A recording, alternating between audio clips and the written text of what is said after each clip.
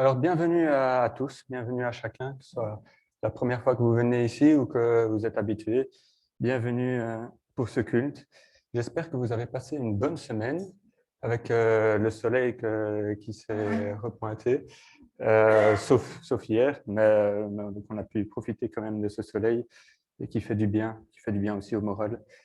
Et je vais prier pour remettre ce culte entre les mains de Dieu. Seigneur Jésus, je te remercie pour cette occasion, Seigneur, qu'on a de se réunir ici ensemble pour te rendre un culte en ton honneur. Je prie que tu nous aides par ton Saint-Esprit à entrer vraiment dans cette louange qui t'est due et à apprendre encore de toi, Seigneur, au travers des messages, au travers de ta parole, Seigneur. Amen. Et alors, pour introduire un peu ce moment de culte, je vous propose une petite vidéo, du groupe Crazy Hope. Alors, c'est une vidéo un peu spéciale, c'est un chant qui s'appelle Soleil et qui nous parle un peu du soleil que Dieu a créé. On peut écouter. Et si vous connaissez, vous pouvez chanter avec si vous voulez, il y aura des paroles.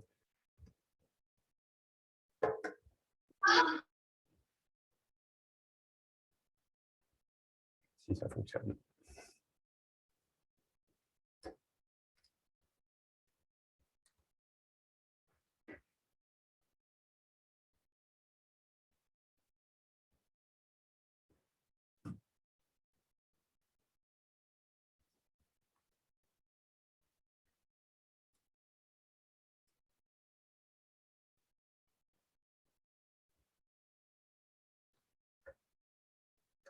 Il faut peut-être relancer le PowerPoint. Moi, je ne sais plus avancer les diapos.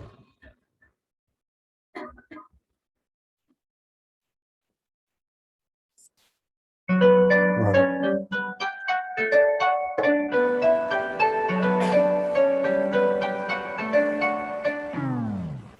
Je me réveille et tu es là, et ta lumière m'envahit déjà. C'est fou comme tu fais toutes choses nouvelles, c'est fou comme avec toi, oh rien n'est pareil. Et oui je sais, tout vient de toi, et tes rayons brillent de mille éclats. C'est fou comme ta présence me rend plus humaine, c'est fou comme ta chaleur guérit toutes mes peines. Papa, c'est avec toi que je commence cette journée. Papa, embarque-moi où je ne veux rien manquer. Papa, c'est avec toi que je commence cette journée. Papa, embarque-moi, moi je ne veux rien manquer. Soleil, mon univers fait belle, c'est ton soleil. Éclipse mes peurs au toucher de ton soleil. Ma vie s'éclaire quand je vis sous ton soleil. Papa, c'est avec toi que je commence cette journée. Papa, embarque-moi que je ne veux rien manquer. Papa, c'est avec toi que je commence cette journée. Papa, embarque-moi, mais je ne veux rien manquer. Je ne veux rien manquer. Je ne veux rien manquer. Je ne veux rien manquer. Non, je ne veux rien manquer. Soleil.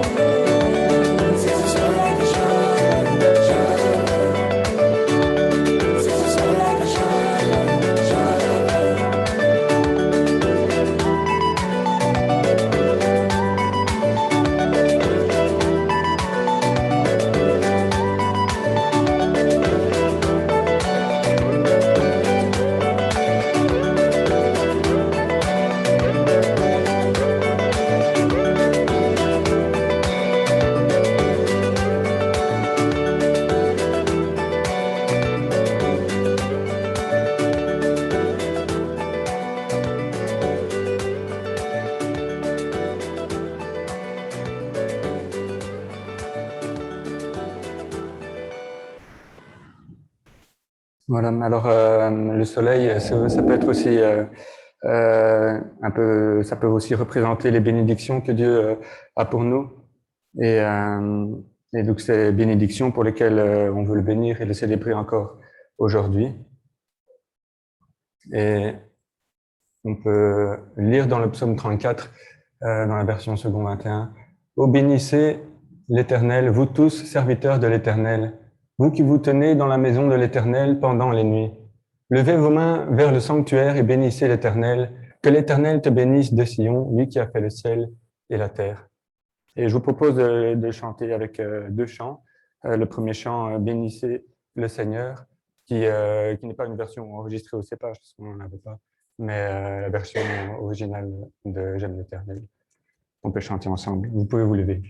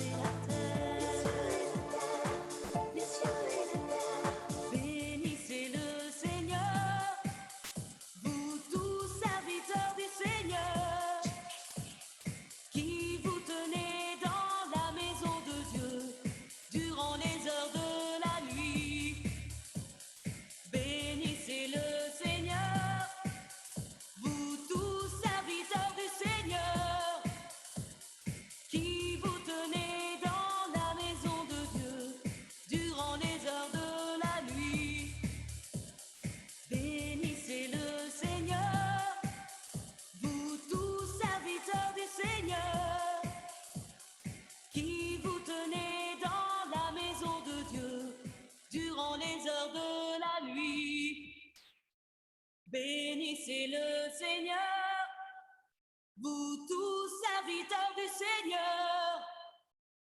qui vous tenez dans la maison de Dieu durant les heures de la nuit.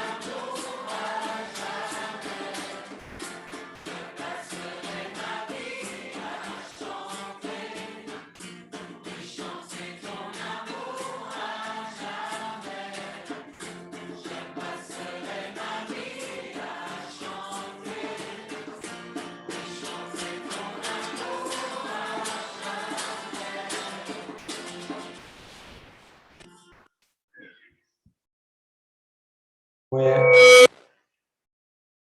vous pouvez vous asseoir. Et je pense vraiment que son amour vaut vraiment la peine de chanter toute notre vie son amour. Et je vous propose de passer au moment des offrandes. Je vais faire circuler la boîte des offrandes pendant qu'on peut chanter ensemble le chant « Je te donne mon cœur ». Et c'est aussi par ce chant-là qu'on veut montrer à Dieu que ce n'est pas juste un peu d'argent qu'on lui donne, mais c'est certainement aussi toute notre vie. En tout cas, c'est ce que moi je pense. Donc, c'est l'occasion pour nous de chanter en même temps. Ça fonctionne.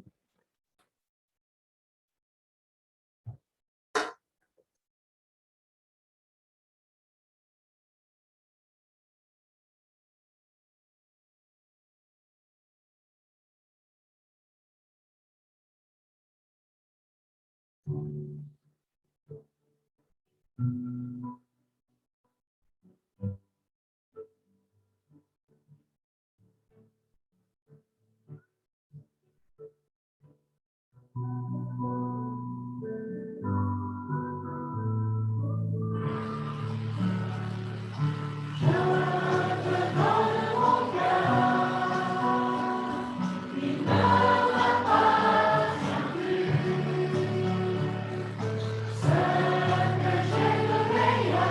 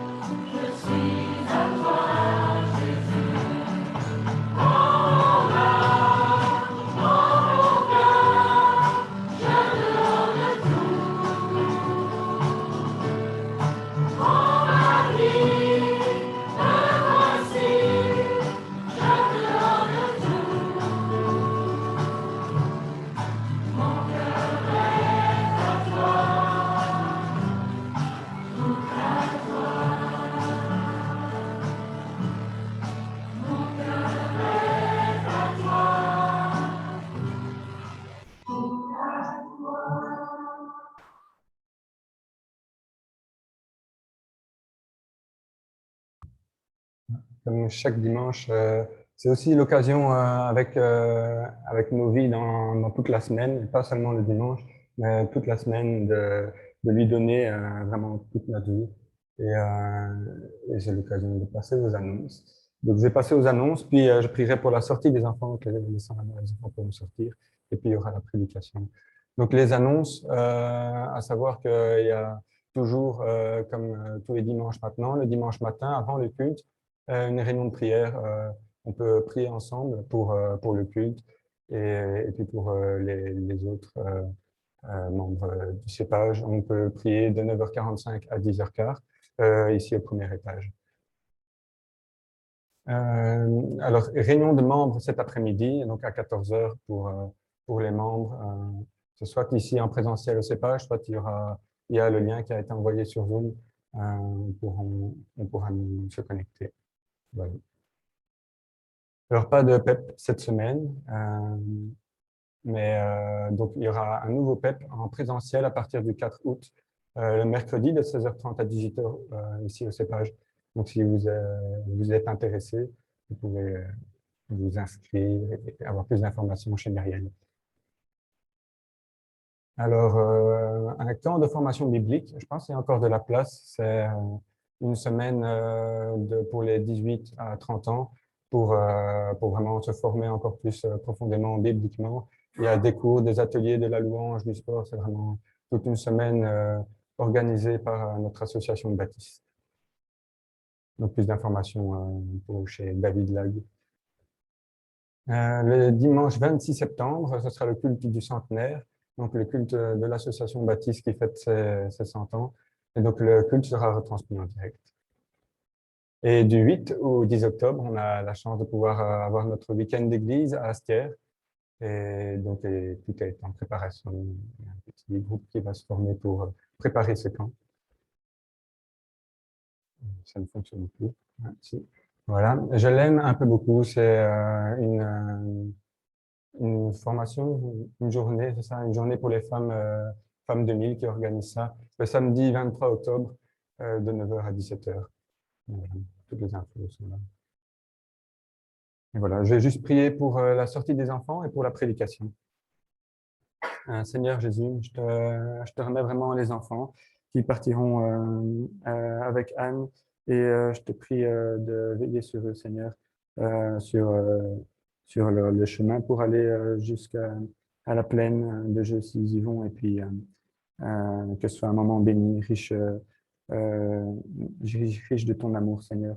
Et je prie aussi pour la prédication que Samuel va nous apporter, que tu nous parles à notre cœur au travers de ton Esprit, Seigneur, que tu nous transformes pour ta gloire, Seigneur. Amen. Donc les enfants peuvent partir avec Anne. Et il y a un changement, ok. Ce sera Pierre jusqu'à ce qui était prévu jusqu'ici. Je ne sais pas c'est qui là. Thomas, Pierre. Voilà, vous pouvez suivre Thomas et Pierre.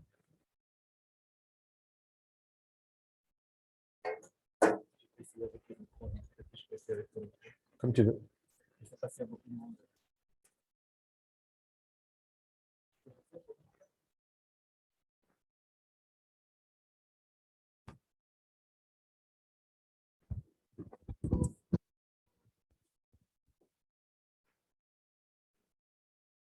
Ça fonctionne? Oui. Est-ce que ça fonctionne? Quand il est près de moi, il fonctionne, c'est vrai? Super. Mais ça marche alors. On a un problème on appelle ça les Madonna, je crois, hein, enfin, les oreilles, les micros classiques, donc on est obligé de faire avec. Samuel est plus grand que moi, je n'avais pas réalisé. C'est bien. Voilà. Bonjour à chacun. J'espère que vous m'entendez bien avec le micro. Je vais essayer de ne pas trop bouger, que je n'ai pas la bougeotte, mais que ceux qui sont aussi sur Zoom puissent m'entendre. C'est allumé le micro? Je n'ai pas l'impression. Si, c'est bon. Ça va. Voilà. Dimanche dernier, nous avons écouté un enregistrement de Paul Bourdois de l'église de Sèvres à Paris sur le thème « Je crois en l'Église ». Et à un moment donné, il a dit que nous croyons vraiment ce que nous mettons en pratique. Et cette phrase m'a beaucoup travaillé cette semaine. Paul Boudoir prend l'exemple de quelqu'un qui prendrait une alimentation biologique, mais n'en consommerait jamais. Peut-on vraiment dire que cette personne croit en ce qu'elle dit? Dans la Bible, nous avons au contraire la parabole de celui qui trouve un grand trésor dans un champ, s'en va et vend tout ce qu'il possède pour s'approprier du champ. Il montre par cet acte qu'il croit réellement que le trésor qu'il a trouvé en est un. La foi véritable nous met en mouvement. Nous irons spontanément vers ce que nous croyons vraiment. Vu sous cet angle-là, je me posais la question, en quoi est-ce que je crois vraiment? Plutôt que ce que je dis croire, mais en quoi est-ce que je crois vraiment? Ou est-ce que je me sens en sécurité? En quoi ou en qui est-ce que je me réfugie quand mes fondements ou mes certitudes ou mes assurances semblent ébranlées? J'y ai beaucoup réfléchi pour moi-même et en ai parlé avec mon épouse. Et je vous invite de nouveau à le faire pour vous-même et d'en parler avec des personnes autour de vous. Il est important d'avoir un retour par rapport à ces choses. Nous croyons vraiment ce que nous mettons. Mes réflexions m'ont conduit vers plusieurs passages dans la Bible, et notamment vers Jean 6, les versets 60 à 69, où l'apôtre Pierre fait cette déclaration forte à Jésus. À qui irions-nous? Je vous propose ce matin un message sur ce texte de Jean avec un titre: où irions-nous? Où trouverions-nous le secours? Mais on ne peut pas comprendre Jean 6, 60, 69 sans avoir en perspective tout ce qui est dit par Jean dans les 59 premiers versets. C'est pour ça que je vais régulièrement faire appel à ces 59 premiers versets. Et je dis pour ça que si vous avez une Bible ouverte en main, vous suivrez mon développement. Jean 6, 60.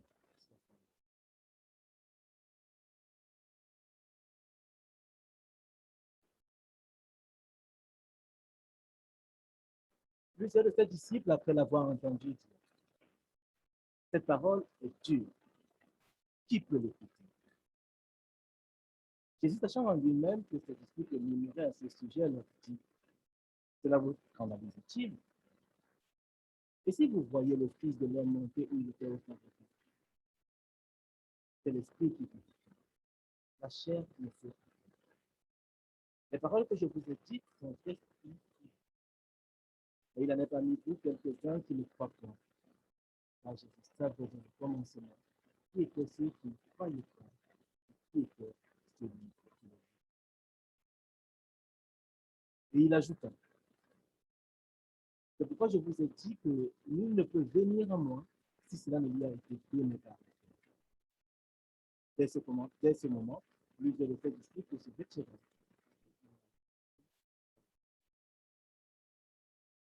Jésus donc dit aux 12, et vous, ne voulez-vous pas vous aussi vous en aller? Simon Pierre lui répond, Seigneur,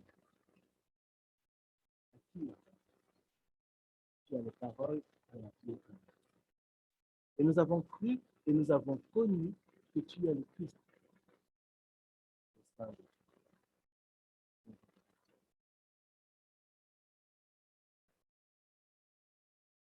Seigneur notre Dieu, oui, à qui irions-nous? Tu as les paroles de la vie éternelle. Ma prière est que chacun de ceux qui écoutent le message ce matin ou qui le feront à un autre moment donné, soit toujours plus convaincu, toujours plus affermi par cette déclaration forte de l'apôtre Pierre. C'est que l'Esprit en nous peut rendre cette vérité concrète dans nos vies, en particulier dans les moments incertains, comme ceux que le monde traverse. Je prie pour les auditeurs qui te reconnaissent déjà comme Sauveur et Seigneur. afin que nos décisions quotidiennes reflètent toujours plus cette assurance que nous avons. Je prie également pour les auditeurs qui ne te connaissent pas encore comme sauveur, comme leur sauveur. Afin qu'en écoutant, ils se rendent compte de la futilité de toute autre issue.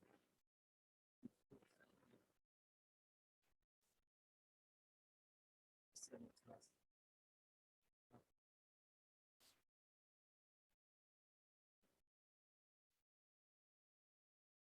Parole des croyants zélés. Notre texte vient conclure l'histoire de Saint. Une grande foule s'était rassemblée pour écouter Jésus. Jésus demande délibérément à Philippe, l'un des 12 disciples, où achetez-vous pour que ces gens aient à manger? Jésus est lui-même le pain de Dieu qui descend du ciel et qui donne la vie au monde, verset 33. Il a dit en effet, je suis le pain de vie. Il dit à cette foule, je suis le pain de vie. Celui qui vient à moi n'aura plus jamais faim, et celui qui croit en moi n'aura plus jamais soif.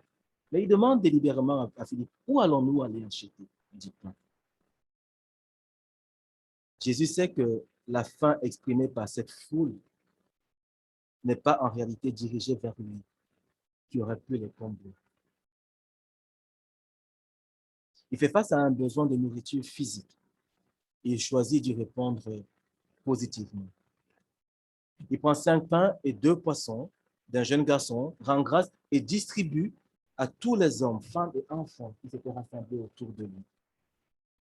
Tous mangent, toutes et tous, mangent à satiété et sont heureux. Il reste à la fin 12 paniers pleins de morceaux que Jésus demande de ramasser afin de ne rien perdre. Ce qui en soi est déjà une belle leçon pour nous, pour nos nations, nos sociétés modernes. Les gens sont émerveillés. Par la multiplication, ils sont émerveillés par la multiplication de 5 pains et de 2 poissons. Ils voient Jésus comme un jackpot, comme un numéro gagnant du prochain grand tirage au loto. Celui-ci est vraiment le prophète qui doit venir dans le monde, disent-ils.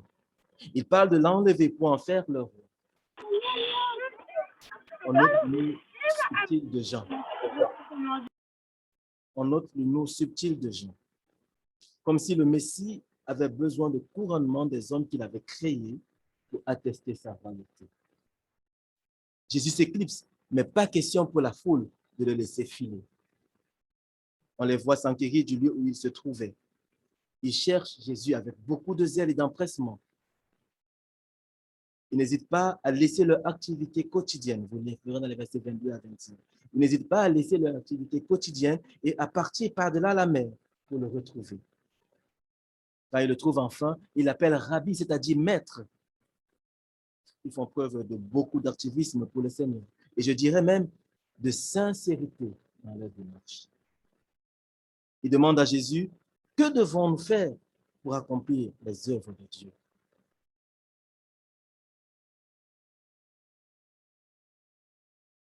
Que devons-nous faire?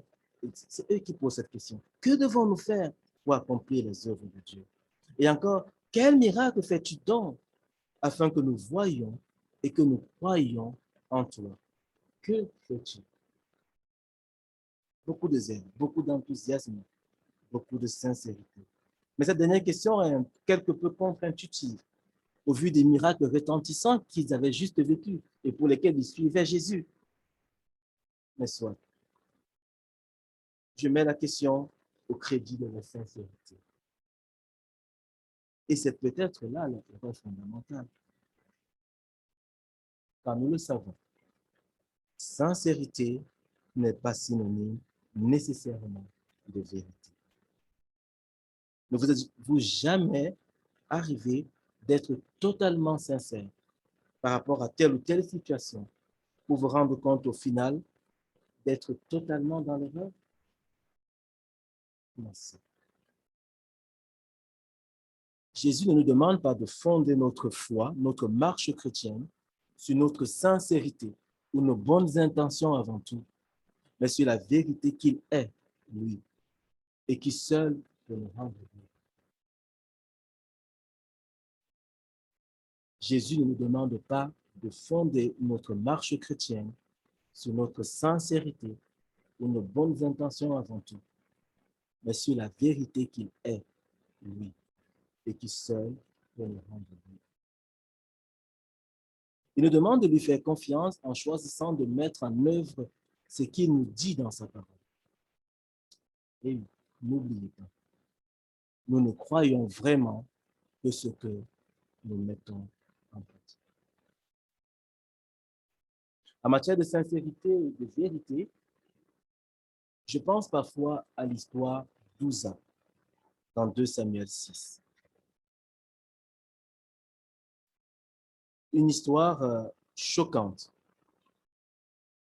en plein milieu d'un moment de grande réjouissance.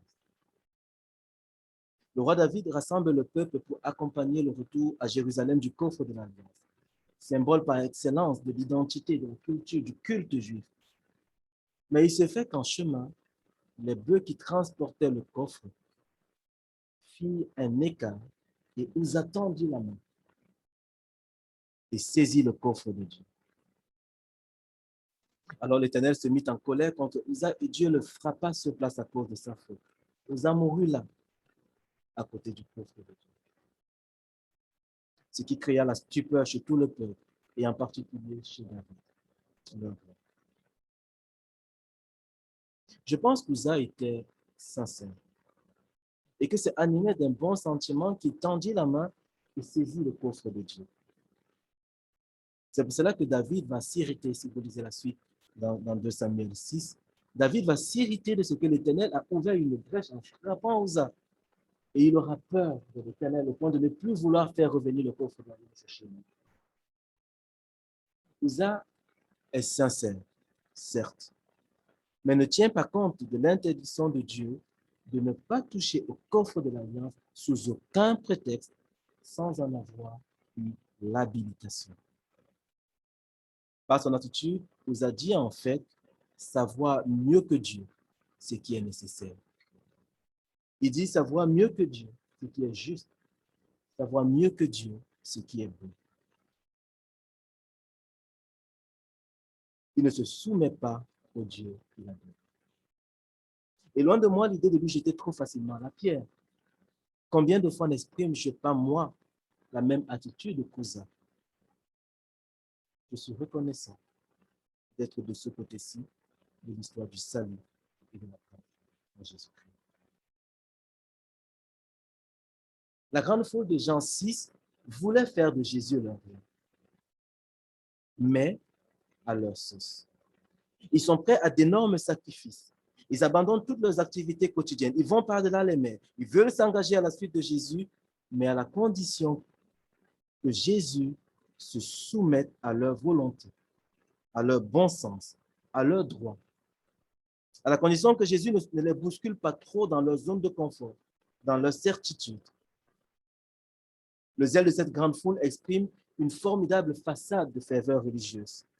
Ils se persuadent eux-mêmes qu'ils cherchent vraiment Dieu et ses voies. Ils ne perçoivent pas où pourrait bien être le problème.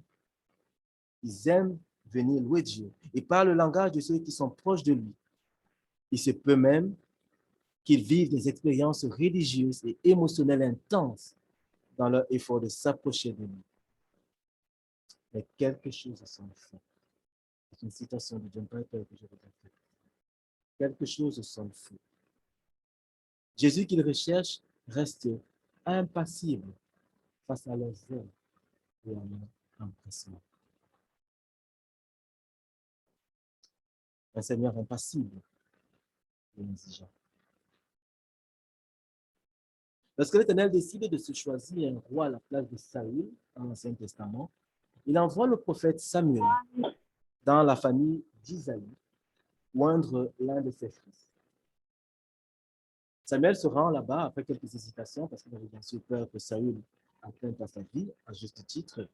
Mais quand Samuel arrive dans la famille d'Isaïe, le texte de 1 Samuel 16 nous dit que Samuel remarqua Eliab et se dit, certainement, c'est celui qui se tient maintenant devant l'Éternel qu'il a choisi pour lui donner l'onction. Eliab, c'était le fils aîné.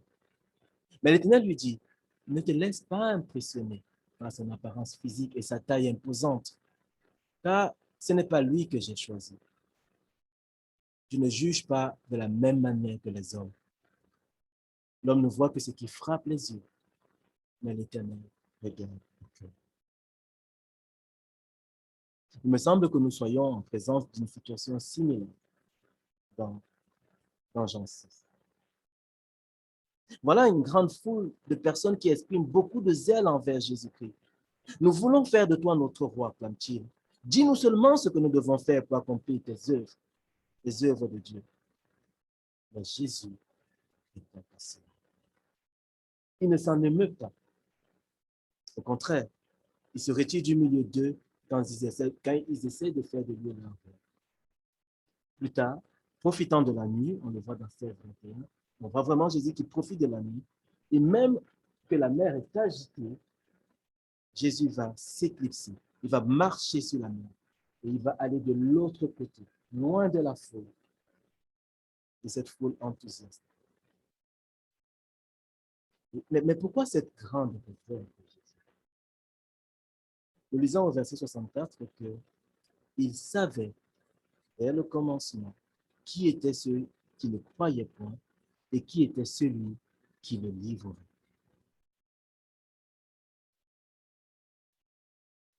Nous ne savons voir que ce qui frappe les yeux, l'enthousiasme exprimé par la foule. Jésus, lui, regarde au cœur de chacun des hommes, femmes et enfants qui composent la grande foule que le suit. Et ce qu'il voit ne le réjouit pas. D'ailleurs, que voit-il dans notre cœur à nous?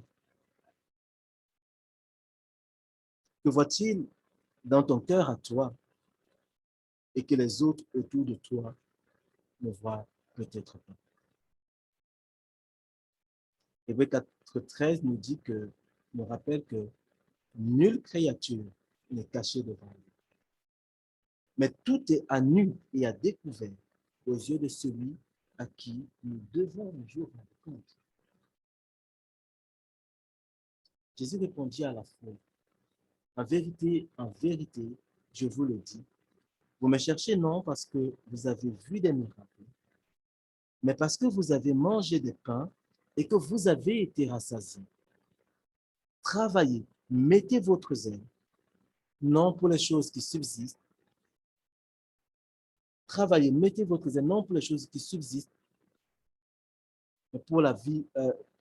Travaillez, mettez vos choses, non pour les choses qui périssent, mais pour les choses qui subsistent, pour la vie éternelle. Et que le Fils de l'homme vous donnera, car c'est lui que le Père, que Dieu lui-même a marqué de son sang. Oui, le Seigneur s'intéresse à nos réalités terrestres et matérielles. Il lui plaît de pouvoir concrètement à nos besoins matériels et physiques. Gloire lui soit rendue pour cela. Toute grâce excellente et tout don parfait descend d'en haut du Père des Lumières, chez lequel il n'y a ni ombre de variation, ni changement. Le risque constant est cependant de substituer progressivement, par petites doses imperceptibles, le don au donateur et de perdre de vue notre besoin primordial du donateur. Voici par exemple ce qu'écrivait, et ça m'a fait toucher, le président américain Abraham Lincoln le 30 mars 1863, au moment de proclamer un jour du jeûne national dans tout le pays. Il écrit, nous avons connu ces dernières années par les Américains la paix et la prospérité. Nous avons prospéré en nombre, en richesse et en puissance comme aucune autre nation. Et je pourrais dire comme aucune autre communauté, si on voulait faire le parallèle avec nous, avec le cépage. Nous avons prospéré comme aucune autre communauté. Mais nous avons oublié Dieu. Et cela peut se faire, c'est moi qui rajoute, tout en restant extrêmement religieux. Parce qu'ils ont toujours été extrêmement religieux. Mais leur président dit, nous avons oublié Dieu. face à notre prospérité. Nous avons oublié la main de grâce qui nous avait gardés dans la paix et qui nous avait multipliés, enrichis et rendus forts. Nous avons imaginé dans notre vanité et l'égarement de nos cœurs que toutes ces bénédictions venaient de quelque sagesse et vertu supérieure que nous posséderions. Brisés par ce succès ininterrompu, nous sommes devenus trop imbus de nous-mêmes pour ressentir le besoin de la grâce qui libère et qui protège. Trop fiers pour prier le Dieu qui nous a créés. Et nous incombe donc de nous humilier devant sa majesté offensée. Sa majesté offensée. De confesser les péchés de notre nation et de prier pour obtenir sa clémence et son pardon. Dans l'accomplissement de tout cela, dans la sincérité et la vérité, appuyons-nous humblement sur l'espérance que donne la divine écriture, que le cri de la nation, que le cri de la communauté sera entendu en haut et qu'il y sera répondu par l'élevation. Est-il imaginable de nos jours d'imaginer, penser, voir toute une nation s'humilier, prier et jeûner d'un seul cœur devant Dieu? Cela est-il imaginable même déjà pour une communauté, pour une église? Plaise à Dieu qu'il en soit ainsi. C'est ce que nous avons expérimenté lors de notre récent mois de jeûne et de prière. Si une démarche collective est parfois nécessaire, la démarche individuelle l'est d'autant plus. Le décret d'Abraham Lincoln est en accord avec nos expériences personnelles. Et ce décret nous rappelle que aucun exaucement de prière, aucune satisfaction d'un quelconque besoin, fût-il le plus légitime qu'il soit, aucun de cela ne pourrait jamais combler notre besoin vital de Dieu lui-même. C'est un piège terrible de valoriser le don plus que le donateur qui est donné éternellement. Oui, nous ne croyons vraiment que ce que nous mettons en pratique. Écoutons le Maître. C'est l'esprit qui vivifie. La chair ne sert à rien. Le choix se fait entre la chair et l'esprit. C'est un choix à faire au quotidien. Une décision à prendre au quotidien. Si vous voulez être un influenceur de renom, vous ne trouverez pas dans Jean 6 les bonnes astuces, les tips and tricks, comme on dit, pour gagner en popularité, pour gagner en like. On a l'impression ici que Jésus fait tout pour dissuader les gens de le suivre. Et quel est le résultat qu'il obtient, Jésus? Le résultat est que la grande foule dont on parle au verset 2, une grande foule qui le suit, se réduit à 12 personnes, au verset 66. Et même à eux, Jésus demande, « Et vous, ne voulez-vous pas aussi vous en aller? » Mais ce n'est qu'une impression. Jésus ne fait pas tout pour dissuader les gens de le suivre. Il est venu dans notre monde chercher et sauver ce qui était perdu. Chercher et sauver les hommes et les femmes qui admettent leurs besoins innés de réconciliation avec Dieu qui nous a créés. Mais Jésus ne vient pas nous promettre une vie à l'eau de rose. Et ça, il veut que ceux qui le suivent en soient conscients. Il n'est pas non plus une sorte de baume que nous utiliserons pour apaiser les petits bobos du quotidien. Non.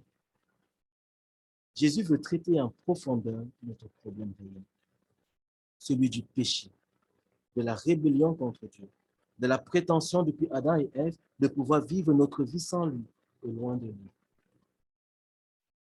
Jésus dit, « Je suis le pain de vie. Celui qui vient en moi n'aura jamais faim, et celui qui croit en moi n'aura jamais soif. Je ne mettrai pas dehors celui qui vient en moi, car je suis descendu du ciel pour faire non ma volonté, mais la volonté de celui qui m'a envoyé. Pour la volonté de celui qui m'a envoyé, c'est que je ne perde aucun de ceux qu'il m'a donné, mais que je les ressuscite au dernier jour. » Telle est sa mission. Une mission qu'il veut mettre en œuvre en nous qu'avec notre plein accord. J'ai en tête l'image de quelqu'un qui se rend dans un hôpital pour une intervention délicate et urgente. Le praticien qu'il consulte a beau être expérimenté et compétent. Sans l'accord de ce patient et sans sa coopération tout au long de l'intervention, le résultat sera fortement contraire. Jésus dit, « Je suis le pain vivant qui est descendu du ciel. Si quelqu'un mange de ce pain, il vivra éternellement. Et le pain que je donnerai, c'est ma chair, que je donnerai pour la vie du monde. En vérité, je vous le dis, si vous ne mangez pas la chair du Fils de l'homme, et si vous ne buvez pas son sang, vous n'avez point la vie.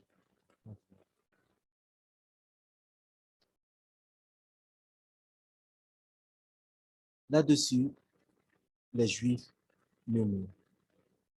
Les disciples murmurent.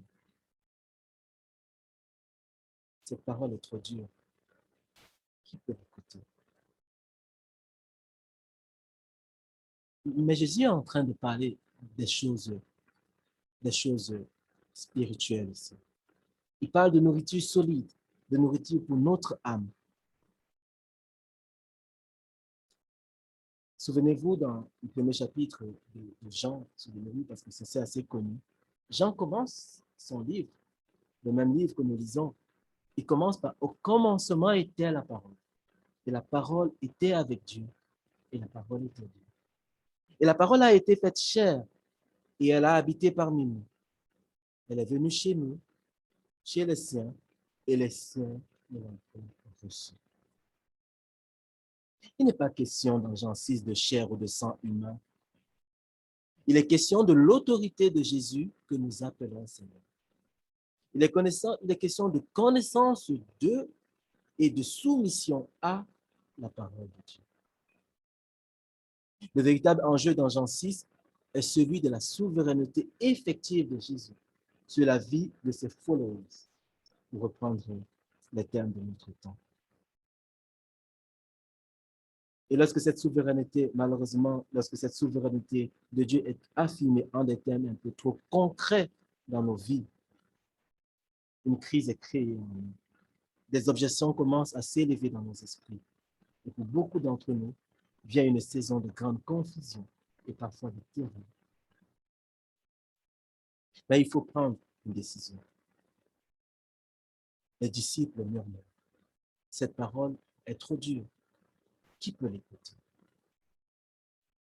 Il faut prendre une décision.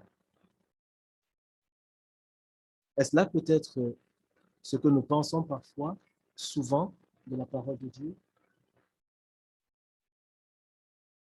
Cette parole est trop dure. Qui peut l'écouter? Est-ce là peut-être ce que nous pensons parfois, ce que nous pensons souvent de la parole de Dieu? Remarquez que Jean parle bien ici des disciples, par opposition à la foule et aux Juifs des versets précédents. Ces derniers sont concernés au premier titre, au premier plan de l'Évangile, par l'Évangile. Mais il ne s'agit pas d'eux dans Jean 6, 69. Les disciples ont déjà fait le choix de suivre Jésus. Ils doivent aujourd'hui faire le choix de suivre Jésus. Les disciples sont des gens qui ont déjà fait le choix de suivre Jésus. Ils doivent aujourd'hui faire le choix de suivre Jésus. Et voici les deux options qui s'offrent quotidiennement à eux, à nous. La première, c'est dans Jean 6, 66. Dès ce moment, plusieurs de ses disciples se retirèrent et il n'en a plus avec eux. La deuxième option, Simon-Pierre lui répondit, « Seigneur, à qui irions-nous? Tu as les paroles de la vie éternelle. » Jésus nous pose cette question très sérieusement. Et vous, ne voulez-vous pas vous aussi vous en aller?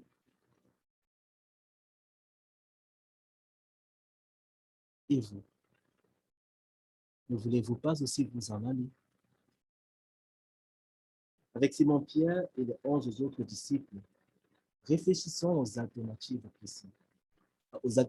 possibles et répondons franchement à cette question pour nous-mêmes. Devons-nous aller vers ceux qui nient la pleine souveraineté de Dieu? Ou devons-nous nous adresser à ceux qui nient que le péché soit une telle puissance asservissante et aveuglante? Ou allons-nous nous associer à ceux qui disent que le péché n'est pas si grave parce que Dieu est miséricordieux et pardonnera à tout le monde et il n'y aura pas de colère ni de jugement au final? Ou devons-nous nous remettre à un tel ami, à une telle philosophie de vie, à un tel autre point de vue sur Dieu? La liste est longue. Mais nous le savons, toutes ces alternatives sont sans issue. Jésus leur dit, « Je suis le pain de vie. Celui qui vient à moi n'aura jamais faim, et celui qui croit en moi n'aura jamais soif. »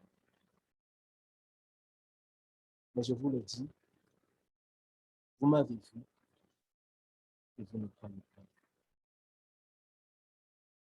Quel triste désaveu et une foule pleine de zèle pour le Seigneur. Pour sûr, Jésus est le pain de vie qui seul peut nous rassasier. Le pain de vie qui seul peut nous rassasier tous les jours, véritablement. Sentez et voyez combien l'Éternel est bon, dit le Psaume 34. Heureux l'homme qui cherche en lui son refuge. Craignez l'Éternel, vous, ses saints, car rien ne manque à ceux qui le craignent. Les lionceaux éprouvent la disette et la faim, mais ceux qui cherchent l'Éternel ne sont privés. Les disciples avaient déjà fait le choix de suivre Jésus. Ils devront encore le faire dans Jean 6, 67. Judas faisait partie des 12 qui reconnaissent à ce moment-là la souveraineté de Jésus. Et il devra encore choisir plus tard, face à l'appât du gain, de suivre Jésus ou de céder à cet appât du gain. Mais que cette réalité du choix quotidien ne nous décourage pas. Jésus nous connaît. Il sait de quoi nous sommes formés. Il se souvient que nous sommes faits de poussière. Il n'est pas là pour contester sans cesse. Il ne garde pas sa colère toujours. Il ne nous traite pas selon nos péchés. Il ne nous punit pas selon nos iniquités. Mais autant les cieux sont élevés au-dessus de la terre, autant sa bonté est grande pour ceux qui le craignent. Alors, allons à lui au quotidien. Nous qui nous reconnaissons, allons à lui au quotidien. Et souvenons-nous que nous ne croyons vraiment que ce que nous ne connaissons. Et pour nous qui ne le connaissons pas, il dit que personne ne vient à lui s'il n'a été appelé par lui. Demandons-lui sa grâce de le connaître. Ne surestimons pas notre capacité à marcher selon sa parole. Il ne parviendra pas. Il est venu, il a vécu, il a tout payé. Et il promet qu'il ne mettra point de haine sur lui.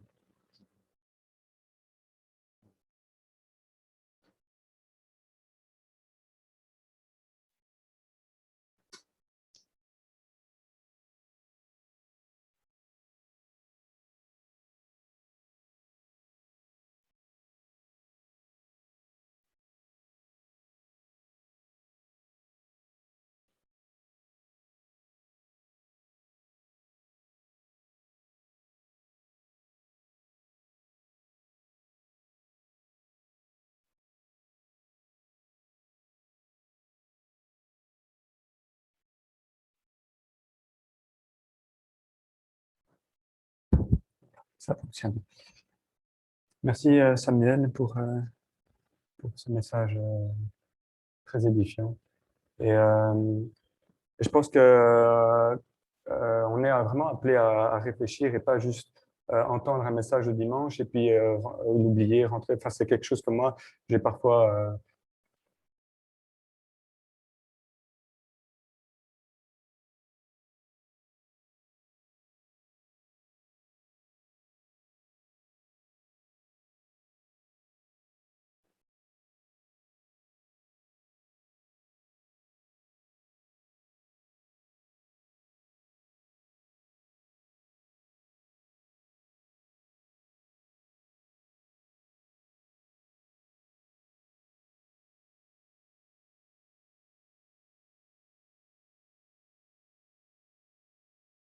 Il s'était éteint.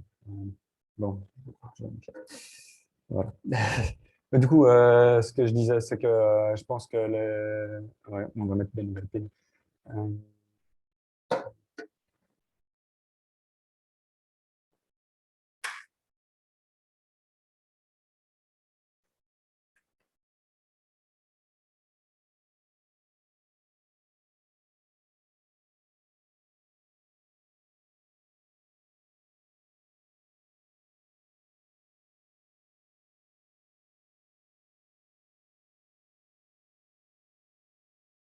Merci. Voilà. Ça devrait fonctionner plus longtemps maintenant. Désolé.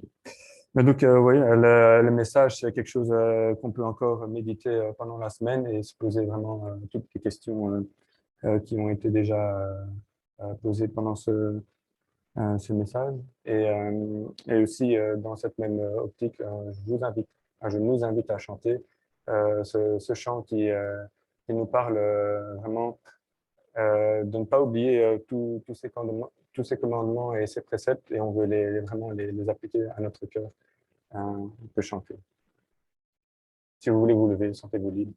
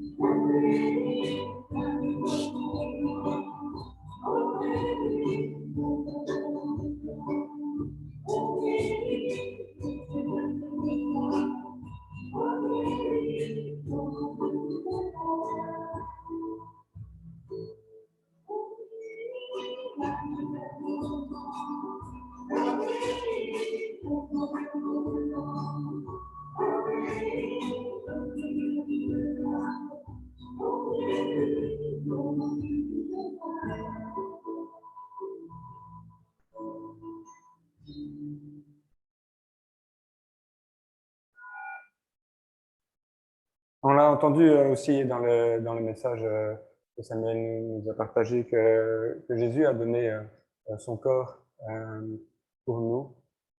Et je voudrais lire dans Galates au chapitre 5, le verset 1. C'est pour la liberté que Jésus nous a affranchis. Tenez donc ferme dans cette liberté et ne vous placez pas de nouveau sur la contrainte d'un esclavage. C'est vraiment le résultat aussi de ce que Jésus nous donne, cette liberté, mais elle doit passer par son sacrifice et il nous rend libres. Donc maintenant, à nous à prendre cette liberté comme Samuel le disait, c'est quelque chose qu'on peut mettre en pratique, de prendre cette liberté. Donc, dans la fin de ce chapitre, au verset 13, il continue en disant « Frères et sœurs, c'est à la liberté que vous avez été appelés. Seulement, ne faites pas de cette liberté un prétexte pour suivre les désirs de votre nature propre. Au contraire, soyez par amour serviteurs les uns des autres. En effet, toute la loi est accomplie dans cette seule parole, tu aimeras ton prochain comme toi-même. Mais si vous vous mordez et vous dévorez les uns les autres, attention, vous finirez par vous détruire les uns et les autres. Et c'est ce sacrifice qui nous amène vraiment aussi à cette liberté qu'on peut prendre et qu'on peut amener aussi à aimer les uns et les autres. C'est étonnant vraiment dans ces derniers versets où on voit encore les uns et les autres qui se répètent plusieurs fois. On est vraiment appelé à aller vers les uns et les autres. Et je vous propose de chanter euh, dans cette même optique. Jésus, nous célébrons tous ta victoire. C'est grâce à lui et c'est dans cette victoire-là que nous avons la liberté. On peut chanter. Je propose de vous lever.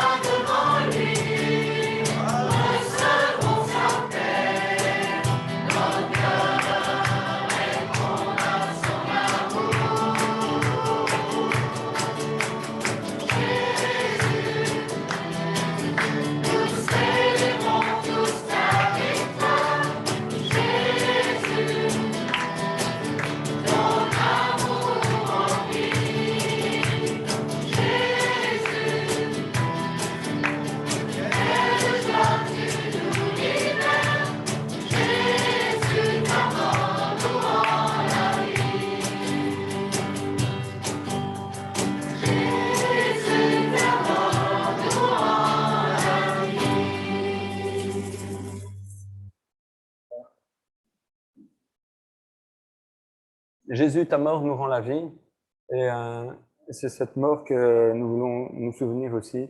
Il a donné son corps pour nous. Et je peux lire dans Matthieu 26. Pendant qu'il mangeait, Jésus prit du pain et prononça la prière de bénédiction. Puis il le rompit et le donna aux disciples en disant, prenez, mangez, ceci est mon corps.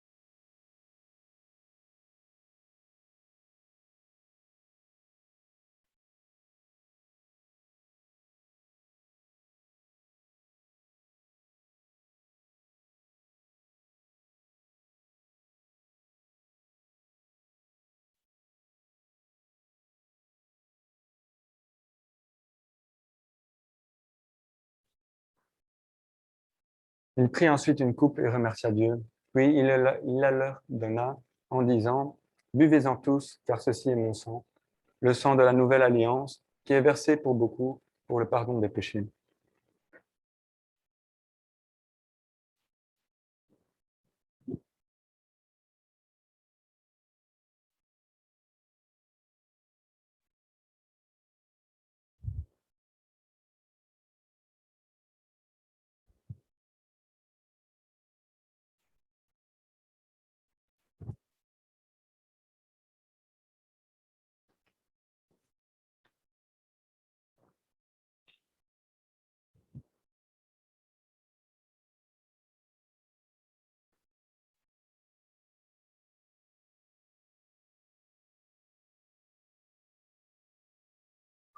Pendant ce temps, on peut aussi prendre un temps de prière, prière libre. Et pour ceux qui sont encore sur Zoom, pensez à allumer juste votre micro avant de parler.